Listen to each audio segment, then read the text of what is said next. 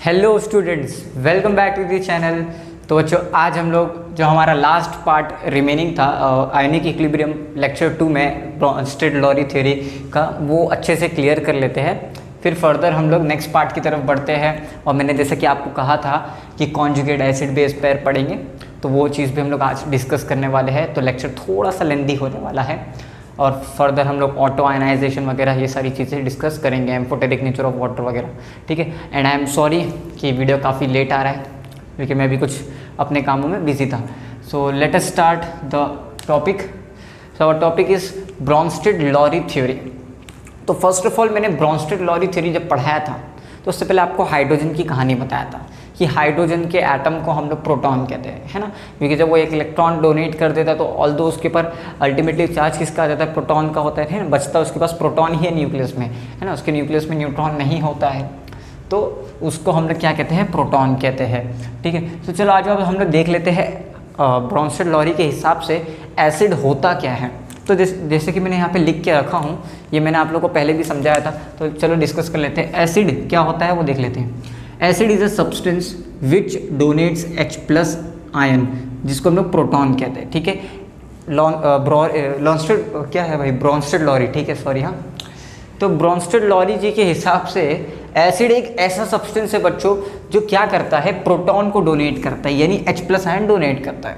ठीक है, उन्होंने एक नया वर्ड दे दिया।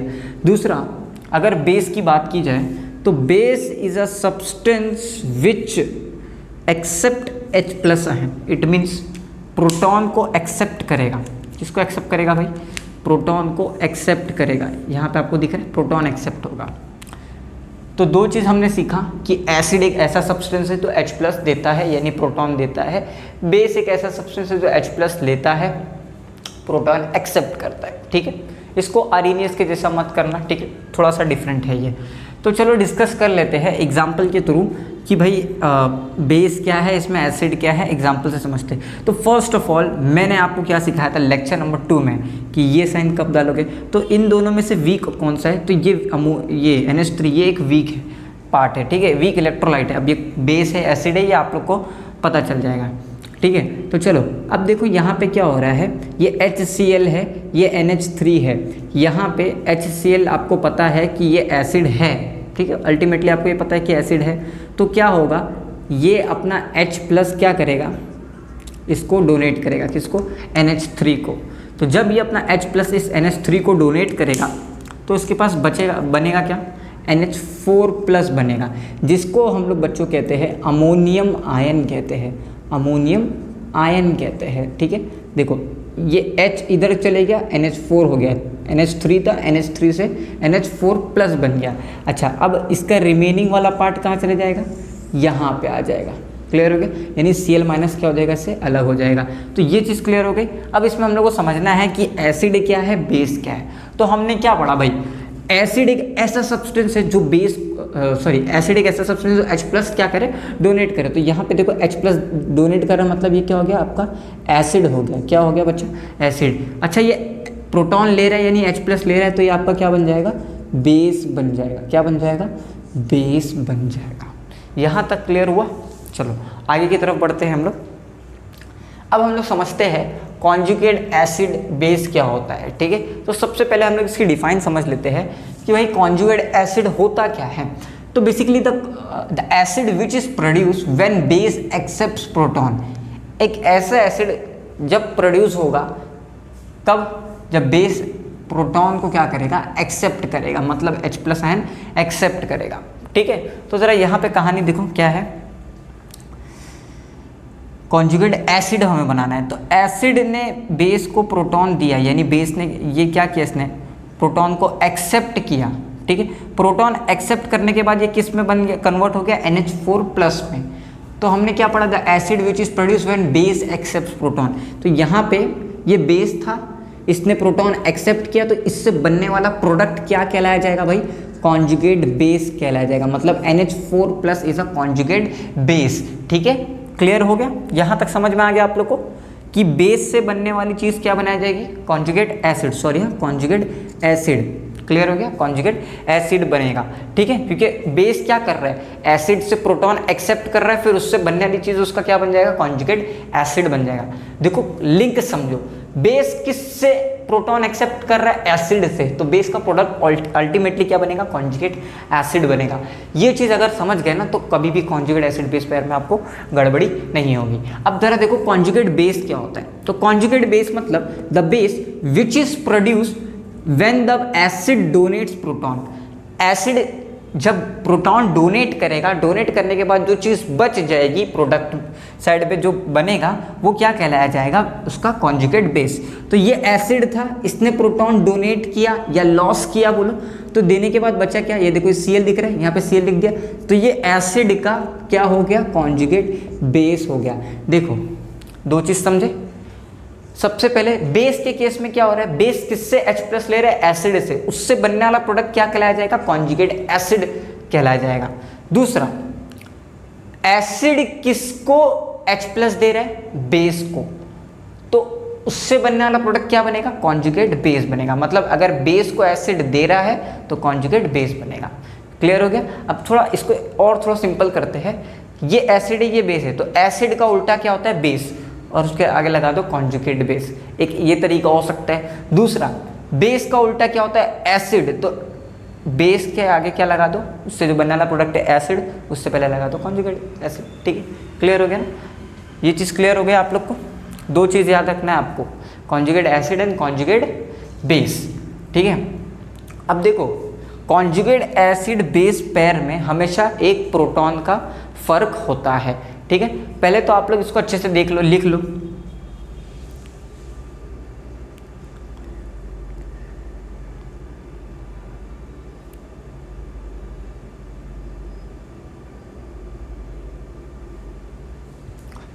ओके, तो आप लोग ने लिख लिया होगा। ठीक है, तो अभी मैं एक स्टेटमेंट लिखा रहा हूं, आप लोग उसको अच्छे से थोड़ा सा नोट कर लो। ठीक है, the acid base pair, the acid base pairs differs by only one proton is called conjugate acid base pair। ठीक है, देखो अगर कॉन्जुगेट बेस बनाना है या कॉन्जुगेट एसिड बनाना है तो दोनों में एक प्रोटॉन का फर्क होता है। एक प्रोटॉन निकालोगे या एक प्रोटॉन ऐड करोगे या एसिड बनेगा या बेस बनेगा, यह भी हम लोग देखेंगे। ठीक है, तो आप लोग अच्छे से इसको लिख लो अपनी नोटबुक में, फिर फर्दर हम लोग नेक्स्ट पार्ट की तरफ बढ़ते हैं। क्लियर हो गया आपको?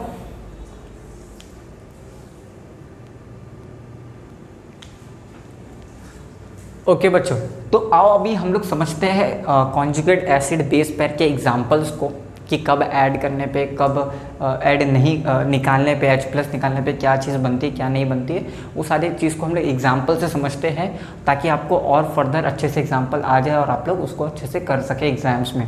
ठीक है, तो फर्स्ट ऑफ ऑल देखो यहाँ पे मैंने एसिड का एग्जाम्पल लिया और यहाँ पे बेस का। ठीक है, तो ज़रा देखो यहाँ पे H2CO3 एक एसिड है, कार्बनिक एसिड है। इसमें अगर आप लोग -1H, ठीक है, -1H मतलब एक हाइड्रोजन निकालते हो तो ये इससे क्या बनेगा, HCO3- बनेगा। अच्छा, अब ज़रा कॉन्जुगेट एसिड की डिफाइन पे आओ। ठीक है, the acid which is produce when base accepts proton. अगर इसने प्रोटॉन लॉस किया है, ठीक है, तो बेस एक्सेप्ट करेगा। ठीक है, तो ये आपका क्या बन जाएगा, सॉरी मिस्टेक हो गई।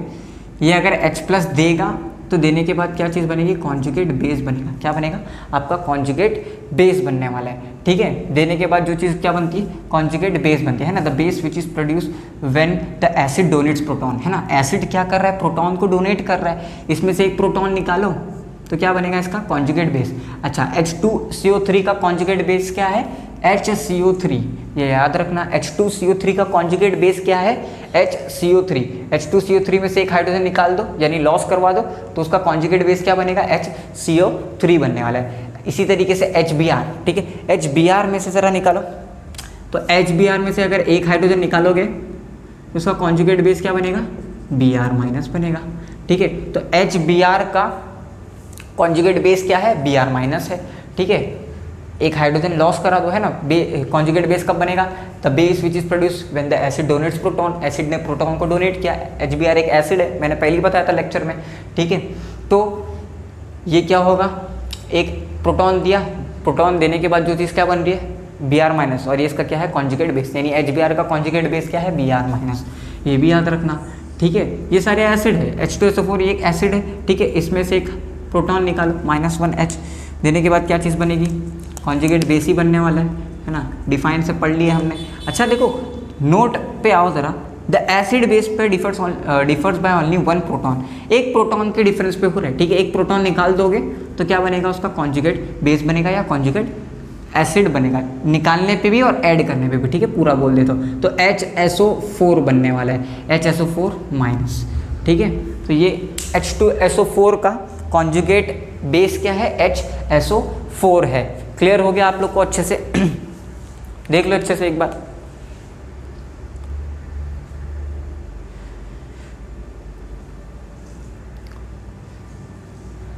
क्या अभी भी सही लग रहा है, स्टेटमेंट से तरह देख लो कि अभी भी सही लग रहा है आप लोग को, ये एग्जाम्पल में कुछ तो गड़बड़ है ना, देख लो ज़रा।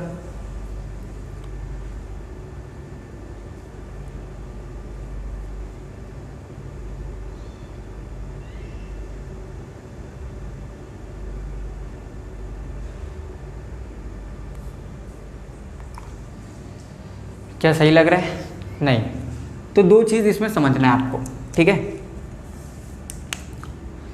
तो पहला यहाँ ध्यान दो, H2SO4 ये प्लस है, ये पूरा माइनस है, ठीक है। तो मैंने क्या कहा कि एक प्रोटॉन डोनेट करेगा तभी क्या बनेगा, उसका कॉन्जुगेट बेस। तो यहाँ पे बच्चों H2SO4 की जगह अगर मैं HSO4 लेता हूँ तो एक प्रोटॉन डोनेट करते हैं तो यहाँ पे SO4 माइनस बनता है, मतलब HSO4 का कॉन्जुगेट बेस क्या है, SO4 माइनस है, ठीक है। तो ये थोड़ा सा ध्यान दो कि यहाँ पे कॉन्जुगेट बेस, मैंने ये चीज़ पार्ट क्यों नहीं मिटाया, क्योंकि मैंने ये नोट लिखा के रखा हूँ कि यहाँ पे आप इसको एग्जाम्पल को अच्छे से क्लिक कर सको, ठीक है ना। क्लियर हो गया, समझ में आ गया। चलो अब आगे की तरफ बढ़ते हैं। अब यहाँ पे थोड़ा एग्जांपल देते हैं। देखो जैसे आपको पता है NH3 एक बेस होता है, तो अगर मैं इसका कॉन्जुगेट एसिड बनाना चाहूँ तो मुझे करना क्या है।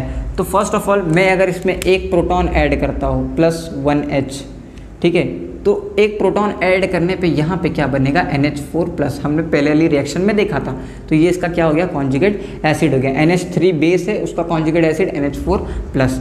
NH2, ठीक है, इसमें +1H करो तो ये इसका कॉन्जुगेट एसिड क्या बन जाएगा, NH3 बन जाएगा। NH2 का कॉन्जुगेट एसिड NH3, ठीक है। अब OH माइनस हाइड्रोक्साइड आयन, ठीक है, इसके अंदर अगर +1H डालो तो इसका कॉन्जुगेट एसिड क्या बन जाएगा, H2O, आपका वाटर। किसका कॉन्जुगेट एसिड है, OH का कॉन्जुगेट एसिड है। क्लियर हो गया। अच्छा देखो एसिड, वाटर कॉन्जुगेट एसिड है, एसिड नहीं बोल रहा, कॉन्जुगेट एसिड है, ठीक है। अब ज़रा देखो HCO3 है ना, कार्बोनिक, ये कार्बोनिक एसिड वाला, ठीक है। यहाँ पे ये पूरा टर्म बच्चों एक्चुअली यहाँ माइनस होता है, ठीक है। तो यहाँ पे अगर मैं एक H+ अगर ऐड करता हूँ +1H, तो यहाँ पे क्या बनेगा, आपका कॉन्जुगेट एसिड बनेगा, मतलब H2CO3 बनेगा। देखो HCO3 किसका कॉन्जुगेट बेस है, H2CO3 का, ठीक है, और HCO3 किसका कॉन्जुगेट एसिड होगा, H2CO3 का होगा। क्लियर हो गया ना। यहाँ तक ये चीज़ आपको अच्छे से समझ में आ जानी चाहिए। तो ले लो जल्दी से इसको स्क्रीनशॉट, फिर हम लोग नेक्स्ट पार्ट की तरफ बढ़ते हैं, ठीक है। और अगर आपको कोई भी डाउट हो इस पार्ट में तो आप लोग कमेंट कर सकते हो, कोई ज़्यादा हार्ड काम नहीं है, बस एक प्रोटॉन इसमें क्या करना है, एसिड में निकालना है, बेस में क्या करना है, एक प्रोटॉन ऐड करना है। अगर बेस में एक प्रोटॉन ऐड करते हो तो बोलो फटाफट क्या बनेगा, कॉन्जुगेट एसिड बनेगा। NH3 में एक प्रोटॉन ऐड किया, उसका कॉन्जुगेट एसिड क्या है, NH4 है। इसको लिख के रख लो, ये सारी चीज़ें आपको स्कूल्स कॉलेजेस में नहीं बताई जाती है, ठीक है ना। क्लियर, मतलब इतने एग्जाम्पल नहीं बताए जाते हैं, ठीक है। चलो काय करे नाम खराब करने का लोगों का। चलो तो फटाफट जल्दी से लिख लो।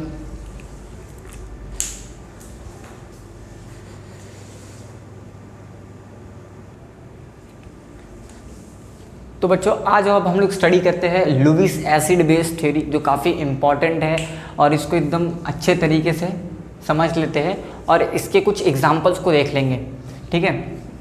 तो देखो basically Lewis acid base theory को हम लोग लुईस कंसेप्ट भी कहते हैं और कहीं कहीं जगह इसे इलेक्ट्रॉनिक कंसेप्ट भी कहते हैं अच्छी किताबों में, ठीक है। तो थोड़ा सा देख लेते हैं इलेक्ट्रॉनिक कंसेप्ट वगैरह क्यों कहते हैं इस थ्योरी को भी। तो बेसिकली देखो लुईस जो हमारे साइंटिस्ट थे, इन्होंने ये थ्योरी किसके बेसिस पे दिए, तो इन्होंने on the basis of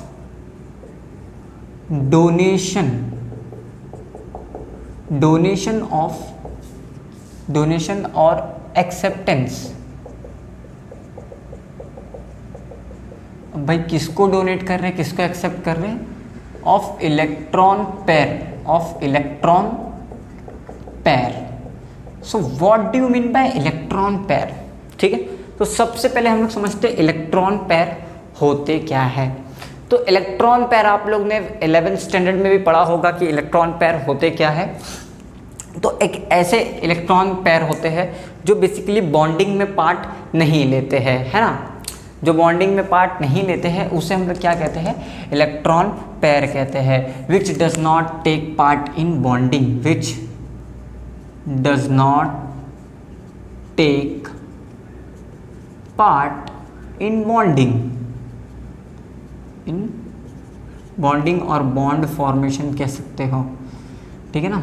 clear हो गया, यहाँ तक समझ में आ गया। जो बॉन्डिंग में पार्ट नहीं लेते, जैसे देखें ना NH3 में ऐसा ऊपर लिखते ये दो डॉट बनाते हैं ना, ठीक है। तो यही है आपके लोन पेयर, ठीक है। 2 इलेक्ट्रॉन है, इसे 2 इलेक्ट्रॉन के एक पेयर कहा जाता है। क्लियर हो गया। तो चलो आ जाओ हम लोग समझते हैं लुईस के हिसाब से एसिड बेस क्या होता है। हमने ये समझा उसने किस बेसिस पे दिया कि on the basis of donation और एक्सेप्टेंस ऑफ इलेक्ट्रॉन पेयर के ऊपर उसने क्या दिया, थ्योरी दिया। ब्रॉन्स्टेड ने किसके ऊपर थ्योरी दिया, on the basis of donation और एक्सेप्टेंस ऑफ प्रोटॉन, ठीक है। यहाँ पे कंसेप्ट उल्टा है, इसने इलेक्ट्रॉन पेयर के ऊपर दिया। तो चलो देख लेते हैं एसिड क्या होता है। अ स्पीशीज और स्पीशीज या सब्सटेंस भी लिख सकते हो। Species substance which accept electron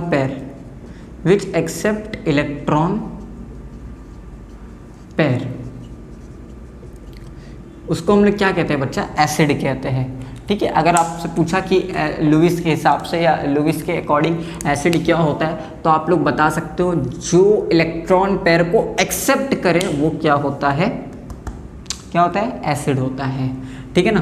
चलो तो बेस क्या होगा, अ स्पीशीज विच डोनेट, जाहिर सी बात है कि एक्सेप्ट करे तो दूसरा तो डोनेट करेगा ही। डोनेट इलेक्ट्रॉन पेयर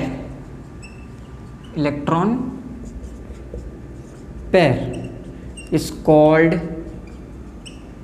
बेस, ठीक है ध्यान दो। Which accept electron pair is called base, आप लोग लिख देना, या तो लुईस बेस कहना या लुईस एसिड कहना, ठीक है। तो यहाँ तक क्लियर हो गया कि भाई एसिड क्या होता है, एक ऐसा सब्सटेंस होता है जो इलेक्ट्रॉन पेयर को एक्सेप्ट करता है। देखो एक स्पीशीज है जो इलेक्ट्रॉन पेयर को क्या कर रही है, एक्सेप्ट कर रही है। बेस क्या है, जो इलेक्ट्रॉन पेयर को क्या कर रहा है, डोनेट कर रहा है। तो चलो और उसको बढ़िया तरीके से एग्जाम्पल के थ्रू समझते हैं कि ये है क्या, ठीक है।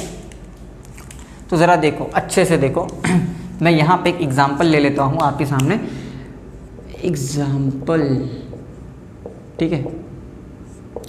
तो यहाँ पे ज़रा देख लेते हैं NH3 plus BF3 boron trifluoride, ठीक है।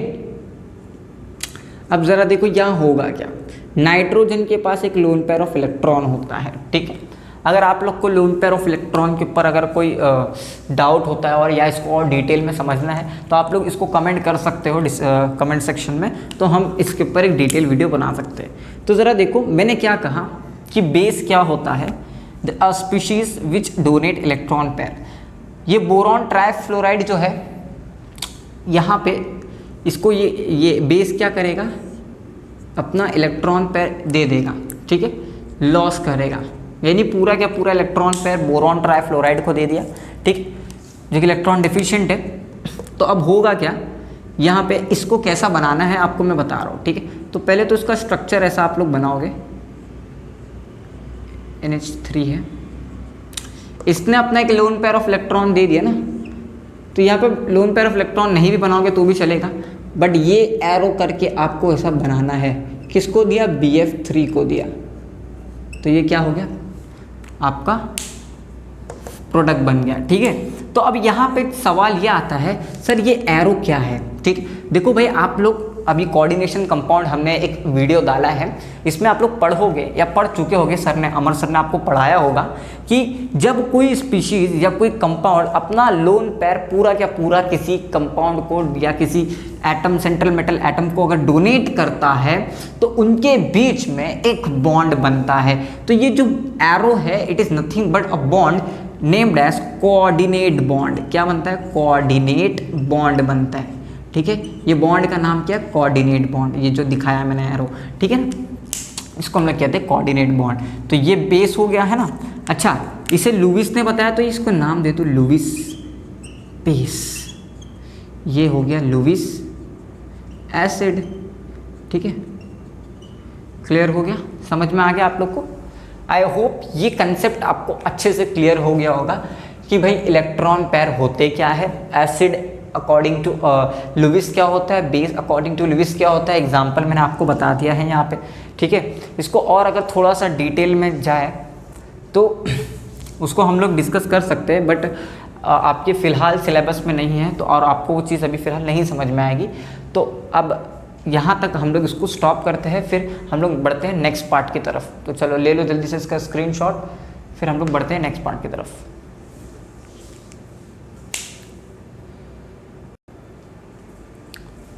ओके स्टूडेंट्स, तो आई होप आप लोग को तीनों थ्योरी समझ में आ गई होगी। तो अभी हम लोग बढ़ते हैं हमारे नेक्स्ट पार्ट की तरफ। और फर्दर मैं आप लोग को बताना चाहता हूँ बच्चों कि मैंने बताया था कि तीनों थ्योरीज पूरी प्रॉपर नहीं है, तीनों के अपने अपने लिमिटेशंस है। तो ये हम लोग लेक्चर के लास्ट पार्ट में हम लोग तीनों थ्योरीज के लिमिटेशंस को देख लेंगे, ताकि आप लोग को और थोड़ा सा डेप्थ नॉलेज हो जाए about all these three theories, ठीक है। तो अभी हम लोग करते हैं amphoteric nature of water molecule, ठीक है। देखो सबसे पहले एम्फोटेरिक का मतलब समझो, ठीक है भाई। एम्फोटेरिक का मतलब क्या होता है कि जिसका दो बिहेवियर हो, है ना, जिसके दो फेज हो, दो मुंह का आदमी हो, है ना, वटएवर जो भी लोग कहते हैं ना, भाई तू सांप है, तेरे दो शक्ल है, ऐसा वैसा नहीं होता है, ठीक है। एम्फोटेरिक मतलब बेसिकली वो एसिड जैसा भी एक्ट करेगा और बेस जैसा भी एक्ट करेगा। कौन, वाटर। क्लियर हो गया। तो चलो डिस्कस कर लेते हैं एम्फोटेरिक नेचर ऑफ वाटर होता क्या है, ठीक है। तो सबसे पहले मैंने आपको बताया एम्फोटेरिक मतलब वो एसिड जैसा भी बिहेव करेगा, वाटर जैसा भी बिहेव करेगा। So now let us discuss, यहाँ पे देख लेते हैं एसिड जैसा और बेस जैसा, सॉरी हाँ। चलो तो यहाँ पे मैं ले लेता हूँ वाटर H2O प्लस NH3, ठीक है, और ये इक्विलिब्रियम में होगा। अब यहाँ पे होगा क्या, जैसा आप लोग को पता है कि H2O क्या करेगा, एक प्रोटॉन देगा, H प्लस लॉस करेगा, ठीक है। यहाँ क्या बनेगा, NH4 प्लस बनेगा और OH माइनस बनेगा, ठीक है। एक प्रोटॉन लॉस किया, बना क्या, NH4, ठीक है। चलो तो यहाँ पे H2O कैसा एक्ट कर रहा है, ब्रॉन्स्टेड-लॉरी थ्योरी पे जाओ। प्रोटॉन डोनेट कौन करता है, एसिड करता है, तो ये एसिड जैसा एक्ट किया यहाँ पे, ठीक है। प्रोटॉन एक्सेप्ट कौन करता है, बेस, तो NH3 यहाँ पे क्या काम कर रहा है, बेस का काम कर रहा है, ठीक है। ये तो पहला एग्जाम्पल था। दूसरे एग्जाम्पल से समझते हैं। अब अगर मैं H2O के अंदर या H2O के पास HCl लेके आ जाऊँ, ठीक है। अब होगा क्या, यहाँ देखो ये H प्लस, तो अब ये देगा क्योंकि एसिड के पास ज़्यादा टेंडेंसी होती है H प्लस लॉस करने की एज़ कम्पेयर टू H2O। तो H प्लस लॉस किया, ठीक है। तो इससे क्या बनेगा, Cl माइनस, और ये H प्लस वाटर में जाने के बाद क्या बन जाएगा, H3O प्लस बन जाएगा, ठीक है। तो HCl यहाँ पे एसिड है, तो इसको तो आप चेंज नहीं कर सकते, ये तो भाई एसिड है ही। बट यहाँ पे H2O कैसा काम किया, बेस क्या होता है अकॉर्डिंग टू ब्रोंस्टेड-लॉरी थ्योरी, कि जो प्रोटॉन को क्या करे, एक्सेप्ट करे, है ना, जो प्रोटॉन एक्सेप्ट करे। तो यहाँ पे एक प्रोटॉन को क्या कर रहा है, ये H प्लस क्या कर रहा है, लॉस कर रहा है, यानी प्रोटॉन लॉस कर रहा है। तो ये वाटर, और एक्सेप्ट कौन कर रहा है, वाटर एक्सेप्ट कर रहा है, तो ये बेस जैसा काम किया। तो दोनों जगह देखो H2O जो है अलग अलग काम या अलग अलग नेचर शो कर रहा है, या एक तरफ एसिडिक, दूसरी तरफ बेसिक नेचर शो कर रहा है, ठीक है, या बेस जैसा एक्ट कर रहा है। तो यही है आपका amphoteric nature of water molecule, ठीक है। So and now we discuss dissociation of acid and base, ठीक है। तो अभी हम लोग को समझना है कि भाई एसिड और बेस का डिसोसिएशन क्या होता है, कैसा है, थोड़ा देख लेते हैं। तो अगर हम लोग एसिड को वाटर में डालते हैं तो हमें जाहिर सी बात है H प्लस मिलेगा। उसके साथ साथ अगर एसिड के साथ कोई दूसरा कंपोनेंट है, जैसे Cl माइनस है, SO4 है, NO3 माइनस है, तो ये यहाँ पे बचेगा, है ना। तो H plus, acid H plus देता है, उसके साथ दूसरा कंपोनेंट क्या होगा, निकल जाएगा। बेस, अगर बेस को अगर वाटर में डालें तो वो हमें क्या देगा, OH माइनस देगा, क्योंकि बेस है, ठीक है। और बेस के साथ जो भी चीज़ जुड़ी रहेगी वो उसका अदर कंपोनेंट होगा, है ना। जैसे NaOH हो गया, KOH हो गया, COH ट्वाइस हो गया, ये सारी चीज़ें क्या है, उसके अदर कंपोनेंट है, Ca, Na, ये सब, ठीक है। क्लियर हो गया। तो डिसोसिएशन मतलब क्या, सेपरेट होना, है ना। मैंने पहले ही बताया था कि डिसोसिएशन मतलब क्या होता है बच्चों, सेपरेट होना होता है। तो आई होप ये चीज़ आपको समझ में आ गई होगी। अब हम लोग नेक्स्ट पार्ट की तरफ बढ़ते हैं, जिसका नाम है डिसोसिएशन कांस्टेंट, ठीक है। तो इतना आप लोग लिख लो, फिर हम लोग नेक्स्ट पार्ट की तरफ बढ़ते हैं।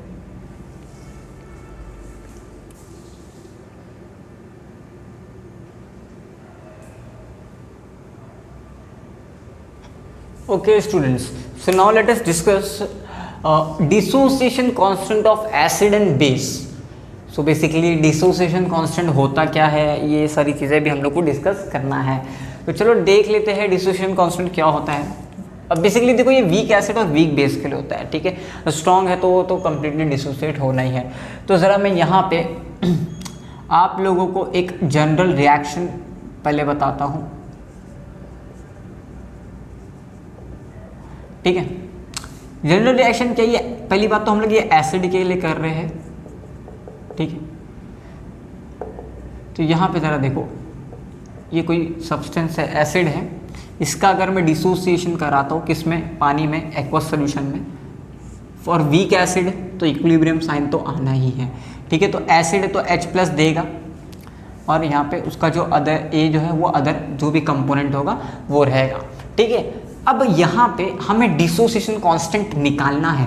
अब वो कैसे निकालना है वो मैं भी आपको बताऊंगा। उससे पहले एक बेसिक चीज़, जैसे आपने केमिकल इक्विलिब्रियम में पढ़ा होगा, जैसे कोई रिएक्शन है, ठीक है, A प्लस B, ठीक है, ये और ये आपको दे रहा है C प्लस D, ठीक है।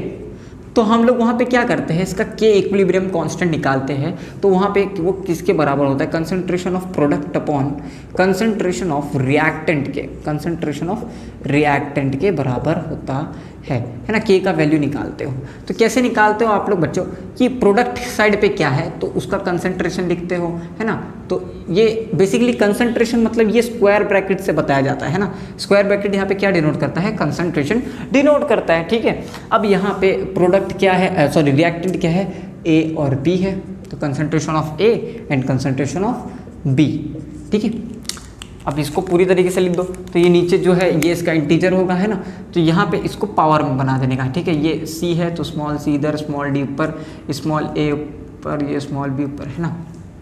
तो ये आपका K इक्विलिब्रियम का वैल्यू निकल जाता है ना, प्रोडक्ट अपॉन रिएक्टेंट। सेम इसी तरीके से आपको डिसोसिएशन कांस्टेंट निकालना है, इट मीन्स K A का वैल्यू निकालना है, वो भी ये फॉर्मूले के हिसाब से, ठीक है। देखो लिखते कैसे, मैंने आपको एक जस्ट एक जनरल रिएक्शन से बता दिया हूँ, तो आप लोग इसको लिख सकते हो। अभी हम लोग यहाँ पे एसिड डिसोसिएशन कांस्टेंट निकाल रहे हैं, तो उसका मैं यहाँ पे आपको यहाँ पे बता देता हूँ कि Ka का वैल्यू कैसे निकालोगे।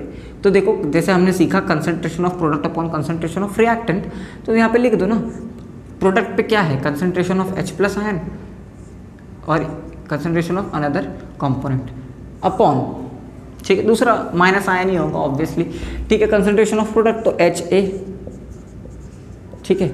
ये आपको मिल गया आपका acid dissociation constant, acid dissociation constant, ठीक। यहाँ पे कितना कंसंट्रेशन है, कितने एक्सटेंट पे डिसोसिएशन हुआ है, ये आपको क्या बताएगा, एसिड डिसोसिएशन कांस्टेंट बताएगा। क्लियर हो गया ना, यहाँ तक आप क्लियर हो गया, समझ में आ गया।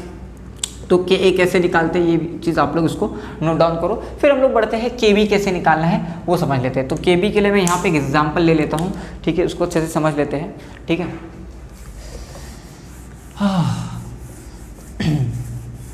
अगर आप लोगों को कोई डाउट हो तो बच्चों मुझे कमेंट कर सकते हो। चलो अब बेस के लिए थोड़ा सा एक जनरल रिएक्शन ले लेते हैं। देखो मैं जनरल रिएक्शन ले रहा हूँ, अगर आप चाहो तो उसको जो एक्चुअल कोई भी एसिड लेके कर सकते हो, उसका एसिड डिसोसिएशन कांस्टेंट निकाल सकते हो, ठीक है ना। वहाँ पे आपको एसिड डिसोसिएशन कांस्टेंट का वैल्यू भी दिया रहेगा न्यूमेरिकल में, तो उसका चिंता मत करो, न्यूमेरिकल करेंगे तो वो आपको आ ही जाएगा, ठीक है ना। तो जनरल रिएक्शन अगर देखें बेस के लिए, तो बेस के लिए मैं क्या लेता हूँ, बेस में OH आता है ना, तो बेस के लिए OH ले लेते, BOH, बी फॉर बेस, तो BOH ले लेते। अगर मैं इसका डिसोसिएशन कराता हूँ, मतलब भाई इसको एक्वस सोल्यूशन में डालता हूँ, तो होगा क्या। तो देखो वीक बेस है तो ऑब्वियसली इक्विलिब्रियम आने वाला है। अब यहाँ पे क्या बनेगा, तो बेस का तो जो है अनदर कंपोनेंट वो रहेगा B और OH माइनस, ठीक है, क्योंकि बेस क्या देता है हमें, OH माइनस देता है। देखो B फॉर बेस मत समझो, हाँ ठीक है, B और यहाँ पे A ये अनदर कंपोनेंट है जो बेस के साथ अटैच्ड रहते हैं ना। जैसे अगर मैं बात करूँ NaOH, तो OH तो ये बता रहा है कि ये पूरा एक बेस है, ये Na प्लस ये पूरा एक अनदर कंपोनेंट है जिसको मैंने यहाँ पे B से दिखाया है, ठीक है ना। एक जनरल रिएक्शन है इसलिए मैं आपको बता रहा हूँ। क्लियर हो गया। अब इसका Kb का वैल्यू कैसे निकालोगे, बेस डिसोसिएशन कांस्टेंट, तो concentration of product upon concentration, अच्छा इक्विलिब्रियम का फॉर्मूला ये, ठीक है, मगर के निकालने का तरीका भी यही है ना। तो आप लोग क्या करोगे, कंसंट्रेशन ऑफ प्रोडक्ट मतलब B plus ion, concentration of OH minus ion upon concentration of BOH, ठीक है। तो ये आपका क्या आ गया, बेस डिसोसिएशन कांस्टेंट आ गया, ठीक है। This is base dissociation constant, base dissociation constant, and this one is acid dissociation constant. मैं यहाँ लिख देता हूँ acid dissociation constant, acid dissociation constant. तो आई होप यहाँ तक आपको क्लियर हो गई होगी सारी कहानी कि कैसे एसिड डिसोसिएशन कांस्टेंट निकालते हैं, कैसे बेस डिसोसिएशन कांस्टेंट निकालते हैं, ठीक है। तो जल्दी से इसको ले लो स्क्रीनशॉट, ठीक है। आई होप यहाँ तक हमें रुक जाना चाहिए, ठीक है, वीडियो काफ़ी लेंदी हो जाएगा वरना। तो यहाँ तक आप लोग अच्छे से इसकी प्रैक्टिस कीजिए और अपने दोस्तों में इस वीडियो को शेयर कीजिए, लाइक कीजिए, और अगर कोई डाउट होता है तो आप हमें कमेंट कर सकते हो, ठीक है। So thank you very much students, आज के लिए इतना ही काफ़ी है। स्टे बोल रहा हूँ मैं, ठीक है। अगर कोई डाउट होता है तो फिर भी मुझे कमेंट कर सकते हो, ठीक है। डायलॉग याद नहीं आ रहा है, चलो।